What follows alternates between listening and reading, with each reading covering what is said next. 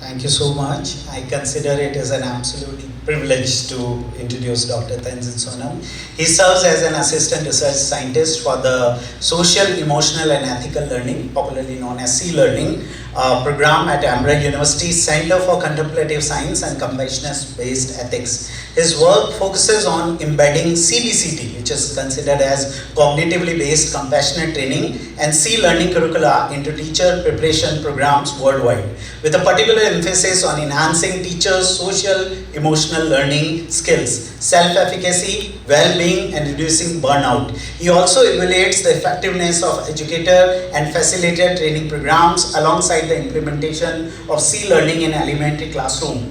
He earned his PhD in teaching and teacher education from the University of Arizona in 2017. His research extends to cross-cultural perspectives on compassion and self-compassion within diverse educator communities. He also serves as a pedagogy unit leader for ETSI's sustainability phase, supporting the training of indigenous monastic science educators. He is a recipient of 2020 Varela Grant from Mind and Life Institute. His latest publication, the 2024 Science Pedagogy Manual, developed for the Amroy Tibet Science Initiative, supports monastic training to become science instructors. It introduces foundational concepts to help them design engaging science lessons and philosophy of science curricula. So with a huge round of applause, once again I would like to grab the opportunity to welcome Dr. Tenzin Sonam among all of us.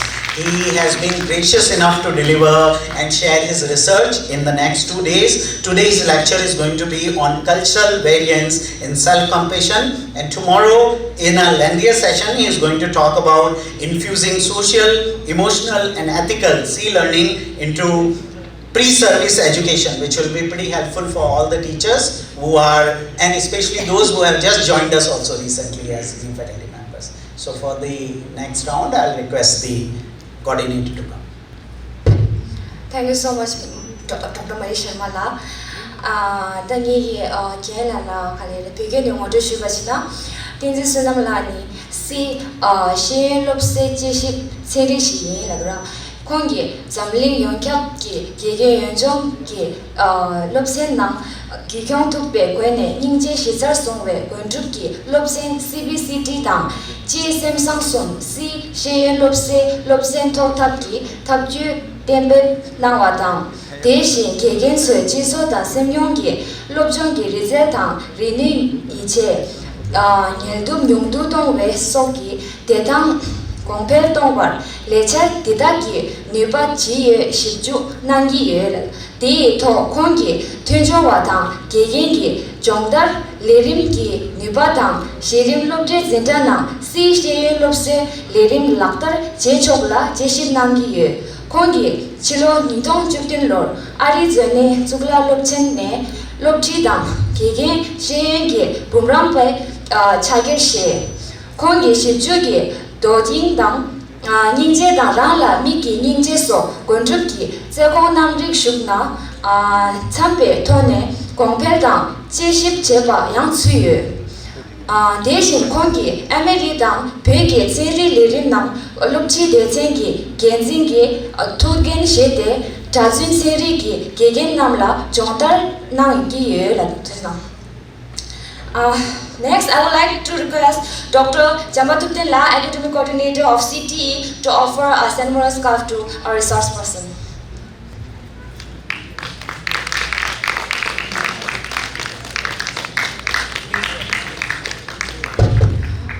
Now, I would like to request Register Ma'am Sunita Chandrala to offer the memento and the shawl to our resource person.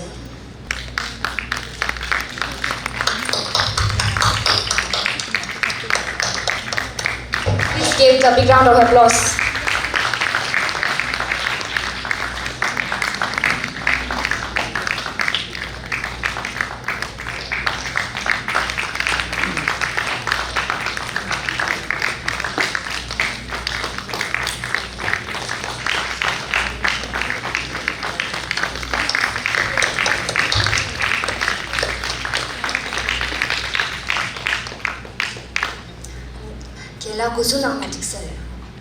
Good afternoon, everyone.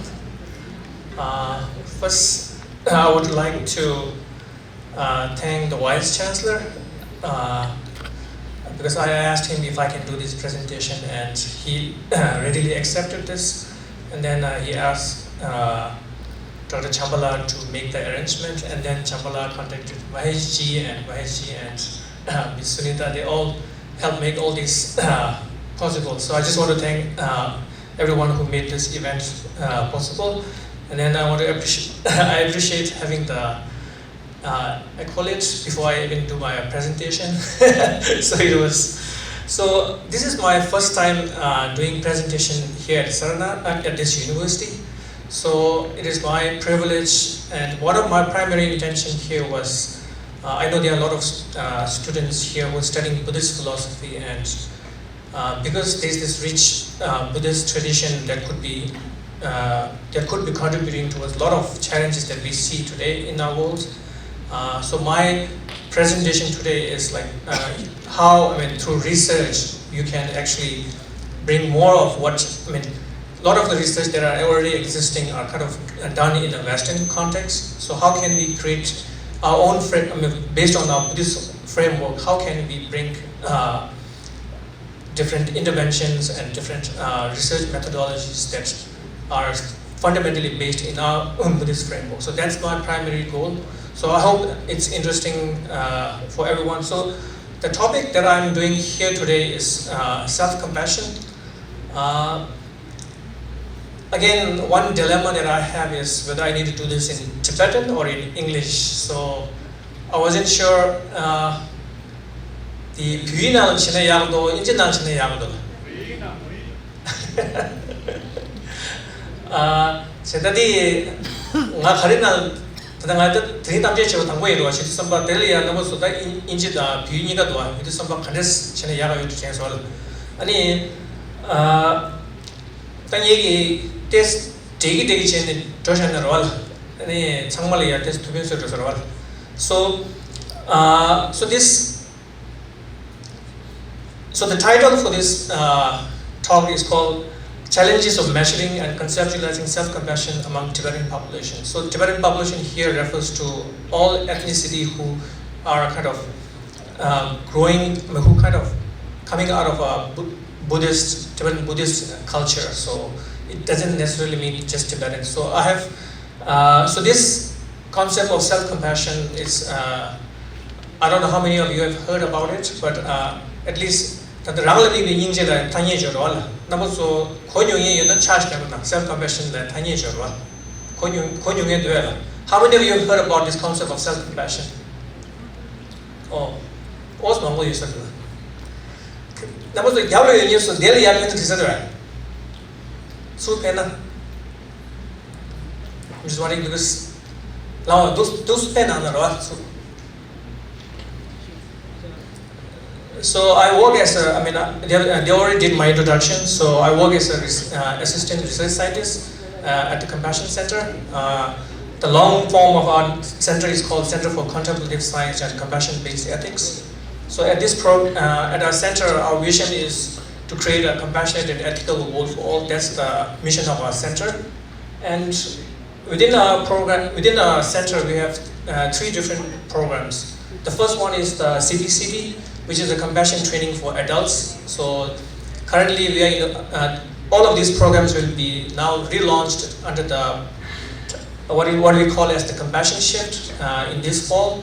So the adult component is called the CPCD, and then for students it's called the C learning, social, emotional, and ethical learning. So both of these programs are primarily cultivating compassion. And then the last program that we have is the ETSI, which is Emory Tibet Science Initiative. So from Emory, we bring faculties who teach the monastics in South India for last almost more than 15 years. So that's the program that where we are trying to cultivate indigenous monastics who can become science educators and who can also engage in research. So we have a lot of monastics who have finished their geishas and now engaged in research. Engaging in research with Western scientists together. So that's the center, and so I work as a researcher for the C Learning program. So the C-learning program has so far reached it's reached about 50 plus countries. We have the curriculum and the trainings available in 23 different languages. And we also have facilitators. So these are the people who train the educators who deliver the C-learning curriculum. So we have trained over more than 600 facilitators. So in India, we have two primary affiliates. One is the Piramal Foundation and one is called the C-Learning India. So they lead the effort to bring C-Learning in India. So my primary job at Emory is to conduct research with how we can bring C-Learning into pre-service education. That's one of my primary role. And currently, I'm working in Mexico with teacher colleges, where 9 teacher colleges are implementing these programs. So we developed 3 courses, and these 3 courses are being implemented in 9 teacher colleges. So tomorrow I'll be talking in more detail about how we came about developing these courses and how effective these courses are. So that's my talk for tomorrow. And then today's talk is slightly different. I applied for this grant from Mind and Life. So when I look back, okay, so this is the outline for my presentation. So I have the rationale for the study. That the cheship the chair yumjeli chikche and the jelia and the cheship the chedangi the gobajwa and study design the chair and the jelia dunde kharichome results chair and the jugdom chair and the jelia the maumbalia khariche me tige kolche the cheship chair yumjeli so the self-compassion ki namsha jorwa self-compassion ki ta ni ngaranzu ki ta dedap ki ta well-being skills jorwa tede ta dewa chubu shuye wa jita nyamju shen dobi mudwa dobi saba ta di de self-compassion ki namsha di pe caption puresha ta di gotsue di kuju gosom na de kuju na le gotsu sharwa gotsu che and this again the individual who developed this concept of self-compassion in the West, Christian Neff, she actually was influenced by the Buddhist philosophy. So in 90s, she started developing this construct. And then now, between 1990 and until now, there are over 10,000 studies that have been conducted. But the problem is, when I looked into literature, we have, the Buddhist side have contributed a lot towards the research, but there are no instruments that we can measure in the Tibetan language. So there are no well-being measures that are available in Tibetan language. So this study is primarily how can we translate these measures and then how can we validate these measures. And eventually in the future, how can we develop our own measurements so that, because we have all these, rich history and rich philosophy, but how can we, make these applicable in day-to-day life in the current context. And then again, so that is one of my primary goals for going about this study. So when I look back into the study in self-compassion, a lot of the studies were done in the Western context. And then, the construct was very helpful, and there was a lot of, with the construct, there was also trainings that were conducted, and these trainings are very successful also. The interventions about self-compassion are very successful. So when I looked into the research, especially in the Eastern context, some of the constructs, there are sub-constructs within self-compassion that are kind of cannot be replicated. So there was this study by Zhang, and then there was other studies by Brickett, where it shows that there's a significant difference in terms of understanding the sub-construct within self-compassion. So again, this seems very abstract. So I can once we jump into it, I'll share what this self-compassion is. So Neff, tangi kengi di niga ju chudungi da shidra. Ani inje rangnal shijaga pyoge dan chiga hada chiga. Inje na ya. Well, I'm getting a little confused, like switching between English and Tibetan. Okay, I'll stick with English. So for the rest. So Neff defines self-compassion as being touched by and open to one's own suffering, and not avoiding or disconnecting from it, generating the desire to elevate one's suffering and to heal oneself with kindness. So, and then she talks about within the self-compassion, there are these 6 sub-constructs. So there's self-kindness, and then the opposite of self-kindness is self-judgment. So rather than being kind towards oneself, you kind of tend to be critical towards yourself. So these things happen mostly when we have adversity or when we have challenges in life. So when things doesn't go the way you wanted, so people tend to criticize themselves. So I mean, it depends on different culture also, but a lot of times people tend to be self-judgmental, and that causes a lot of stress, and then eventually, I mean, sometimes it leads to depression. And then the other one is the mindfulness. So the mindfulness, I'm pretty sure many of you are aware of what mindfulness is. It's very popular nowadays. So it's primarily here it's kind of a non-conditional, I mean, non-judgmental awareness of anything any experience that you are having, whether it's an emotion or anything that you're experiencing. And the opposite of that is the over-identification. So when you are faced with some challenges, rather than trying to distance from those, I mean, whatever is causing you those emotions, you try to identify with that. So, and then you try to kind of make it bigger sometimes, even though it's a small problem, you try to over-identify. And then that causes the problem. And then the last aspect is the kind of, I see this as, the first one is, the last one is more like our perspective, kind of like what is our philosophy, right? So that is the common humanity. So understanding that all human beings, when they want happiness, they want to avoid suffering, which is a very common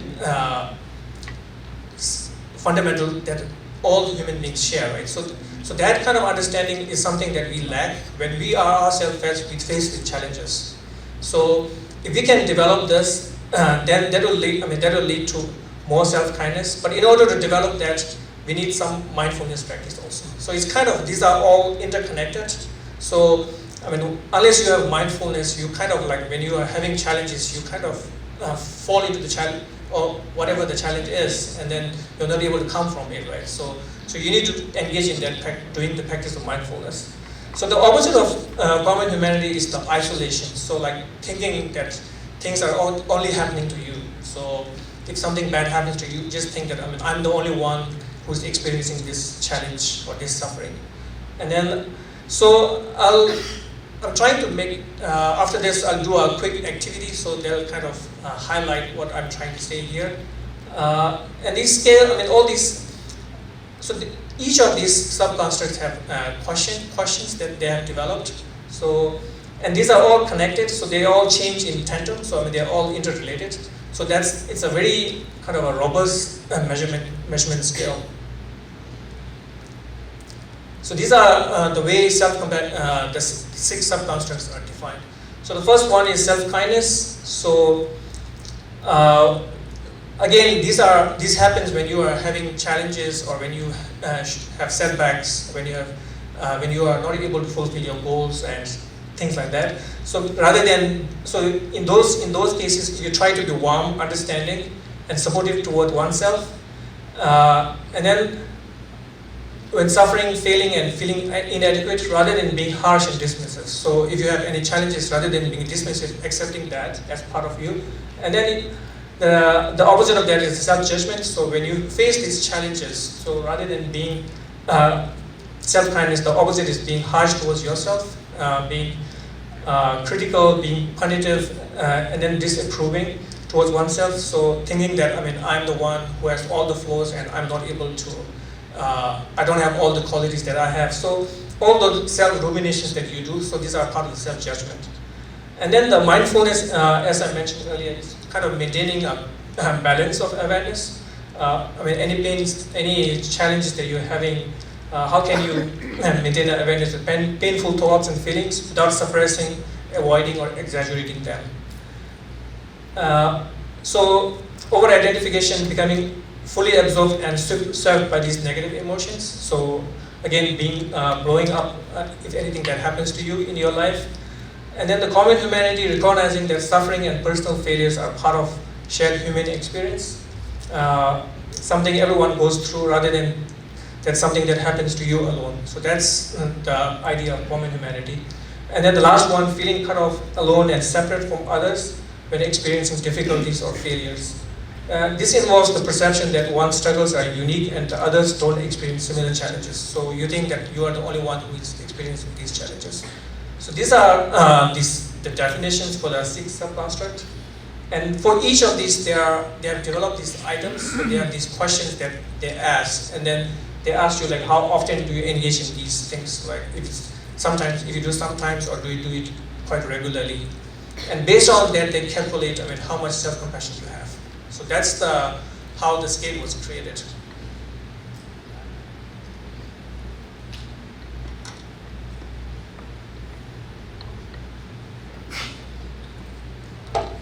So I'm not going to read through each of the item. Because at the end of this, I'm doing a retest, so I'll ask you on your own time if you can take a survey. These surveys are available, so I'll share them after that. So the process here, so what I did was, so this scale is available in English, and it's available in many different languages, but it's not available in Tibetan language. So the process to validate these scales, there's a whole standard process of doing that. So first, you translate these into Tibetan, and then you have an expert, you form a committee and then translate, and then once you finalize the scale in Tibetan, then you ask someone to translate it back, to do a back translation also. Because a lot of these prompts that they have are kind of embedded within different cultures. So, and then once you have the finalized scale in Tibetan, then you kind of test in a smaller population, like a group of 5 or 6. So in my case, I gave it to 5 different individuals. So they took the survey, and then I did a cognitive interview. So I asked, why they responded to each item in the way they did it. So that's the cognitive interview that I conducted. And then I did a comparison between the interviews, and then I revised the scale. And once I'm done with that, then I administered it to a larger group. So that includes monastics and lay population also. So total, I think I have about 700 individuals who took the survey. And then, so in the validation process, they're called concurrent reliability. So here we have a well-being measure called self-compassion. But in order to make sure that that's valid, we also apply 2 different other scales. So I applied the life satisfaction scale, and then the PHQ-9, which is the depression scale. So I have all these 3 scales measurements applied to over 700 individuals. And then I'll share what I found after that. So here is the population, the sample that I have. So I have 290 layperson, 308 monastics, so about half and half. In terms of gender, there are more male, and then male than female. And then the age range is kind of distributed, so it's beginning from 32 until 69. So it's kind of a good, representation of the population. And then the education, there are some starting from high school to all the way to Geshe and PhDs. So before I share the results, I want to have kind of a understanding of what self-compassion is. So we'll engage in a short activity. So I want you to think about a good friend, a loved one, or someone whom you have a lot of good feelings or warm feelings. And remember, he or she faced some kind of a setback. So it could be like failed a job interview, or didn't get a job, or it could be a misfortune that can happen, right, in our life. So can you all imagine this friend for a minute?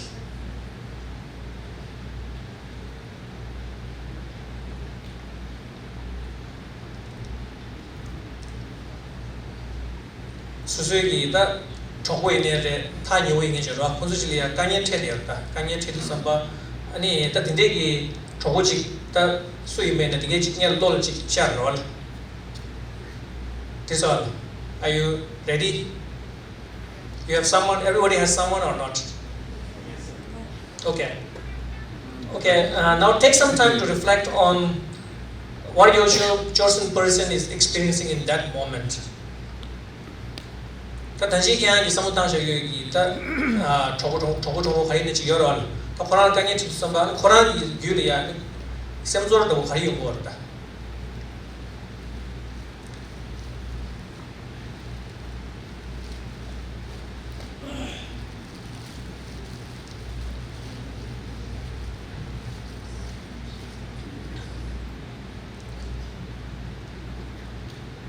Dine next step, take a few minutes and then think about 3 to 5 things that you would say to that person. what would you tell him or her? And if you can, I'll share in the next screen this QR code. So if you have, I'm sure everybody has a phone, so they can type in their response. First, let's just give a minute to what are the 3 things that you would, at least a couple of things that you would say to that person.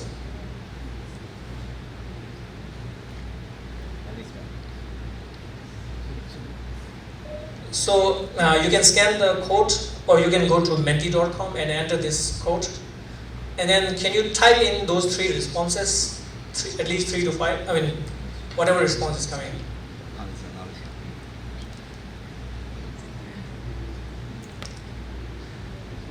谁会重选那不错？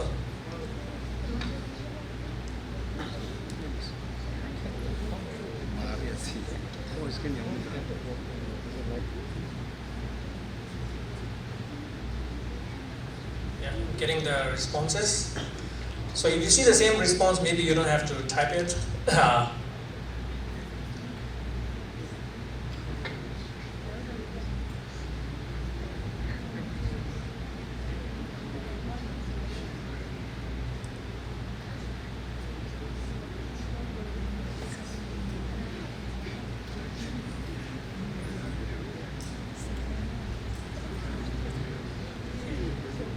So I hear everything will be okay, don't worry, I'm here for you. So that's great. I think we are trying to help each other. Time will heal everything. Be mindful and take your time. It's okay, everything will be fine. I'm with you. Don't stress yourself.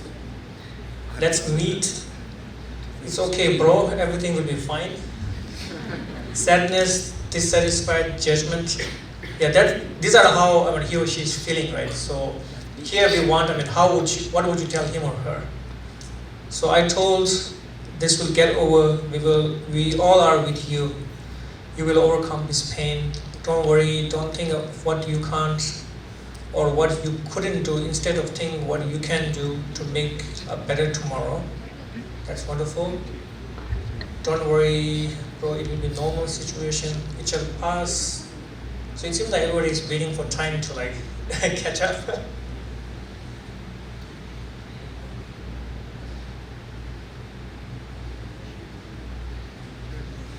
There's one in Tibetan, I'm going to read that. Dungye thamje dagde döle chung zobe sangye shenbe semle chung. So it's a very philosophical peak instruction there. Like all the sufferings are caused due to your self-centeredness. You achieve freedom only through compassion for others. I think something like that. Thanks for understanding me, thanks for supporting me, I always pray for you. Okay, don't worry, nothing is permanent, your hard work will pay off. I'm always beside you, God will help us. Okay, thank you everyone. And then the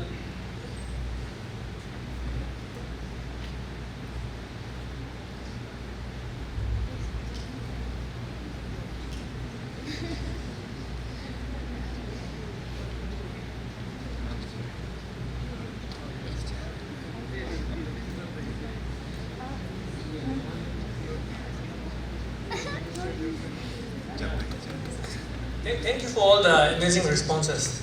So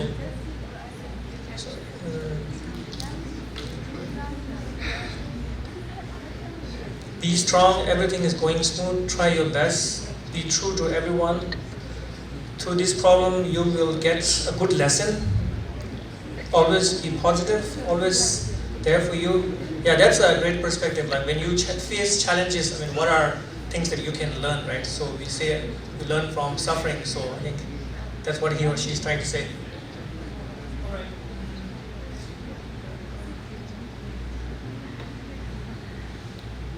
So now the next prompt is like you are experiencing or you are in that situation. So you face that challenge, and then what are a few things that you would say to yourself in that situation?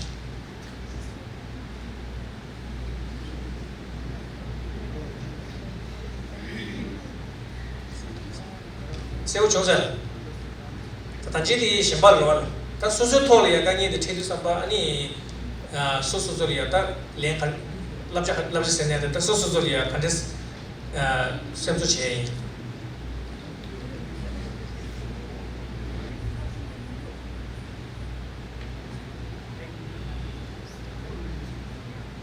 Summit? Or maybe can you just share what you wrote? I don't know why it's not working here. Is the response different? Jingoma we shabari alam ke jara geda susu ki len jadan di madar dwe. Dwela. Khaldeshan.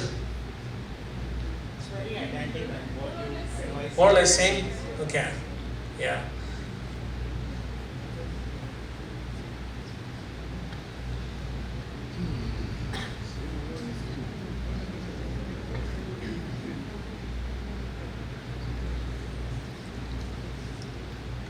Okay, so yeah, Mahesh ji was saying it was more or less the same. So maybe self-compassion is not needed in our context.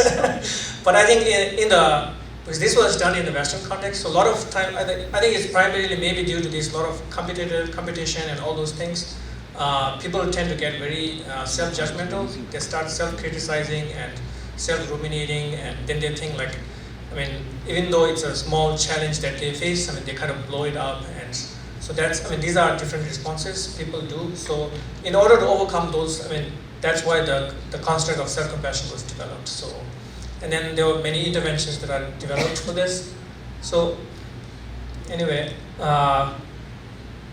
this year, so I'll just share now I'll go into the results. So I ran this with the data that I have. I mean, again, this is a statistical modeling that we have to do. So it's called exploratory standard modeling, ESM, that we did. So we found that I mean, the authors who created the self-compassion measure, they recommended doing the bifactor ESM. So with that, I mean, we found it was a pretty good fit. It has a very good CFI, TLI, and RMCA, all those. I mean, statistically, I won't go into the detail. It fits very well overall. But I think the more interesting, so again, this is how the construct is. When we say bifactor, so all the items that I showed you earlier, these are the items here. So they are allowed to load onto one global factor, which is called the self-compassion. And then they are again allowed to load into sub-constructs. And then it's not defined as like, it needs to be 6 sub-constructs. So when you run a CFA, confirmatory factor analysis, then you have to, I mean, we kind of define like how many sub-constructs are there in this question. So in the exploratory modeling, it's just given and all the items can load on each other. So so these are the sub-constructs. So we have over-identification, isolation, self-judgment, mindfulness, common humanity, and self-kindness. So all of these, so this is called the bifactor modeling. So it fits, the structure still seems valid statistically, but again, there are some challenges that I saw with some of the questions that are in the survey. So this is, so these are self-kindness, these are the questions around self-kindness, these are the questions around self-judgment, these are questions around over-identification, mindfulness, isolation, and then common humanity. And then these are all loading for the global self-compassion here. And again, here you see, I mean, these questions are not fitting very well with the global measure of self-compassion. So I went back and looked into these items, why these items are not fitting very well, although overall structure is still maintained in this statistical model. So here, this is the mean distribution of the global self-compassion. So from 1 to 2.5 is low self-compassion. So if you have a score between 1 and 2.5, 2.5 to 3.5 is moderate, and then 3.5 to 5 is high self-compassion. So among the Tibetan community that we looked at, in this, I mean, here the sample is smaller than what we actually had because we randomly divided the sample into 2 different groups, and then we did run the same test so that we're getting the same results. So this is the distribution that we found. The mean is around 2.8, so it's moderate self-compassion. within the Tibetan community. And then the median, both the median and the mean, they kind of like align, overlap. There. And then the next one is the self-compassion measure by profession. So here the profession, by profession I mean like between the lay and the monastics. So again here there's not a lot of difference, you see, between the lay and the monastics. So there isn't a lot of difference between the two. And then again between gender, it's about the same. Like this one score is not converted into this particular score, but again they have the same mean between the two populations. And then we looked at the 6 sub-constructs by gender and again by monastic and lay. So the 6 sub-constructs here, the self-kindness, we didn't see anything that is statistically significant. So they're about the same between male and female. Overall, I think there isn't a significant difference between the two. But this one is slightly interesting. We found quite a bit of a significant difference between lay and the monastics. So in this self-kindness is not statistically significant, but in self-judgment, the lay population seems to be a little bit more self-judgmental than the monastics. But again, the interesting thing is common humanity, the lay have scored better, so maybe the lay person have more experience with life. So that might be, I don't know what the explanation is, but that's the one that shows the largest statistical significant difference here. And then in terms of isolation also, even though they have like common humanity is higher, they also show higher isolation, so which doesn't really make sense. I mean, these two are supposed to go in, like opposites, so these are opposites, so I don't know why it's showing that way. And then the mindfulness also, the lays are showing much more, slightly more than the monastics. Similarly with the over-identification. So, again, these two constructs are opposites. They need to, if one is higher, the other needs to be lower. So these are some, again, I cannot make what is the reason behind this, but again, these are some interesting things that we can look at. And then the concurrent reliability. So again, we cannot just rely on one scale, it's the self-compassion. So we looked at between the self-compassion measure and the PHQ-9. So here's the self-compassion measure and the life satisfaction. It's 0.32. It's again moderate correlation. And then between the PHQ, which is the depression measure, it's good that it's negatively correlated, but again it's a moderate correlation. So it's so again there are a lot of questions. These instruments are self-assessment, so it's like not very reliable overall. So there are a lot of challenges with these measurements also.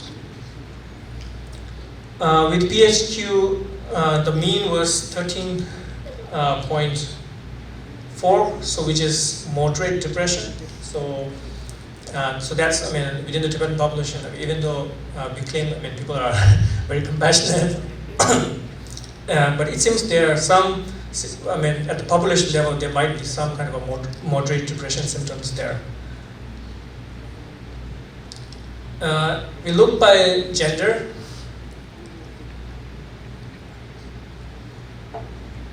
There's no significant difference on the depression scale between the profession, monastics and lay, and then the male and female. We didn't see any difference between the two.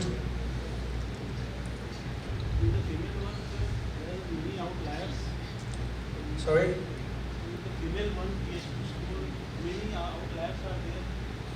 Yeah, I don't know. So there are a lot of outliers in the female.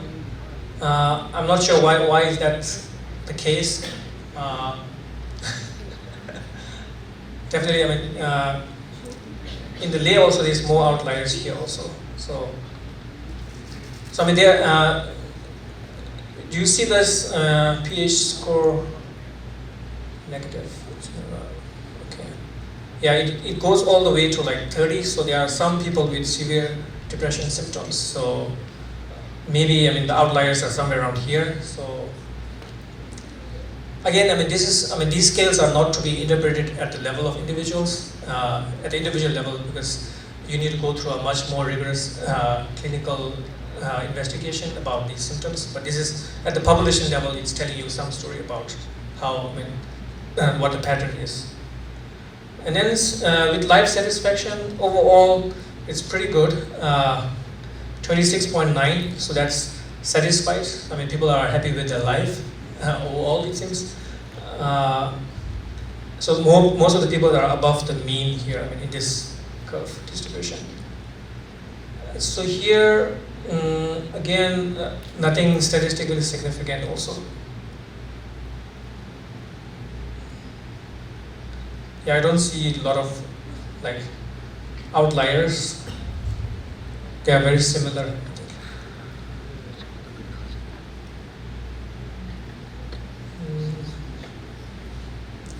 Yeah, if you have any questions, you can just ask about these graphs. Okay. So now, so I told you earlier, there are some items within the self-compassion which are a little bit problematic. That kind of negatively contribute towards the global self-compassion measure. So these are the items that I think there are 8 of them, which seem problematic in terms of cultural context. So let's say, the example of I try to be loving towards myself when I'm feeling emotional pain. So that is, in the Western construct, it's considered to be self-kindness if you do this. But in my interview, it's showing that, it's you need to be, this is a good quality, rather than to do this. So, and then in the self-judgment, I'm disapproving and judgmental about my own flaws and inadequacies. A lot of times these are rated as positive. Similarly, when times are difficult, I tend to be tough on myself.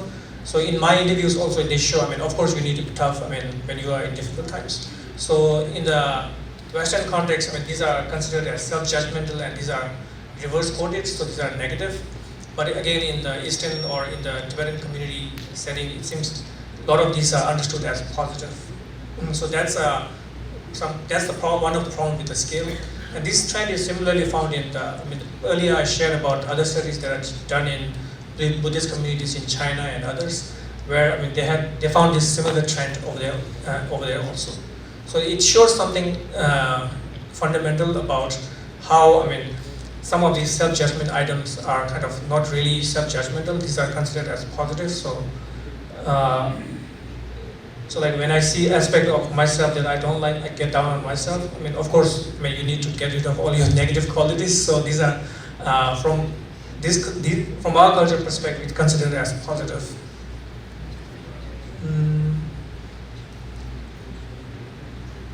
And some of these question items are kind of a language problem. We cannot.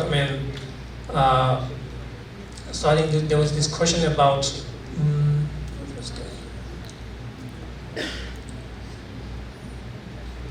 These, consumed by feelings of inadequacy. Some of these are kind of lost in translation. We are not able to translate exactly into Tibetan and have the same meaning. So those are some challenges. So in this, if you can scan this, or I have so these 3 constructs are considered compassionate. So how you view yourself in a compassionate way, and these three are considered as non-compassionate. So in the question that I shared here, maybe if you can just mark, if you think these statements are compassionate or non-compassionate.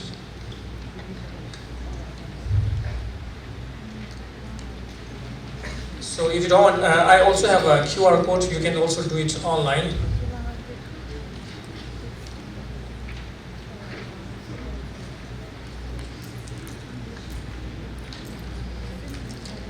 But Mahesh, sorry, it's in Tibetan. I didn't put it in English. Yeah. I should have made that a bilingual thing here.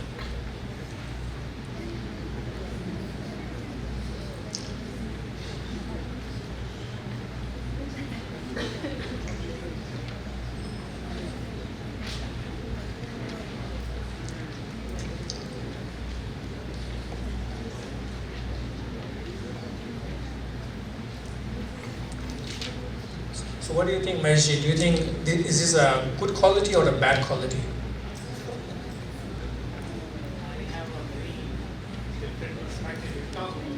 Okay. Yeah. Namun so dan di coba deh di luar wah, luar saya ini disul tanya saya ni doa lah. Dia nang luar ni, tas susul ya cabai pun ni tadang redo, ini mana cabai pun tadang Mauritius, sama tadang jual. Kali tangga ni tu cik lam saya. Nanti tanya ni, nang tu cik. Thank you so much. I'm sure that whatever work you are doing has a kind of resonance to however we are feeling into the center with this Mia. So thank you so much. Tea is served outside. We'll be meeting tomorrow also for a lecture, which is supposed to run a little bit longer than what it was scheduled today. So I hope to see more students with the faculty members tomorrow in this session. Thank you so much.